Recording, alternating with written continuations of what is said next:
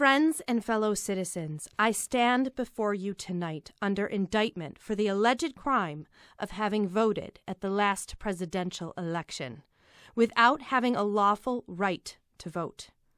It shall be my work this evening to prove to you that in thus voting, I not only committed no crime, but instead simply exercised my citizens' rights guaranteed to me and all United States citizens by the national Constitution beyond the power of any state to deny.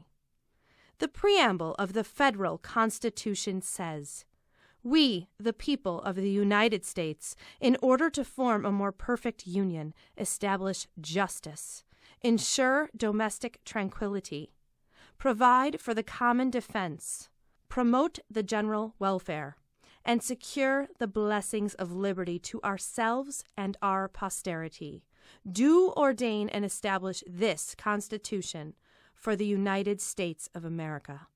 It was we, the people, not we, the white male citizens, nor yet we, the male citizens, but we, the whole people, who formed the Union. And we formed it, not to give the blessings of liberty, but to secure them. Not to the half of ourselves and the half of our posterity, but to the whole people, women as well as men.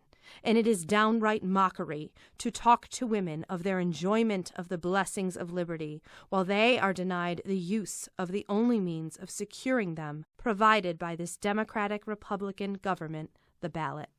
For any state to make sex a qualification that must ever result in the disfranchisement of one entire half of the people is to pass a bill of attainder or an ex post facto law, and is therefore a violation of the supreme law of the land. By it the blessings of liberty are forever withheld from women and their female posterity. To them this government has no just powers derived from the consent of the governed. To them this government is not a democracy. It is not a republic. It is an odious aristocracy, a hateful oligarchy of sex, the most hateful aristocracy ever established on the face of the globe, an oligarchy of wealth, where the rich govern the poor, an oligarchy of learning, where the educated govern the ignorant, or even an oligarchy of race, where the Saxon rules the African, must be endured. But this oligarchy of sex, which makes father, brothers, husbands, sons, the oligarchs over the mothers and sisters, the wife and the daughters of every household, which ordains all men sovereigns, all women subjects, carries dissension, discord, and rebellion into every home of the nation. Webster, Worcester, and Bouvier all define a citizen to be a person in the United States entitled to vote and hold office. The only question left to be settled now is, are women persons? And I hardly believe any of our opponents will have the hardihood to say they are not.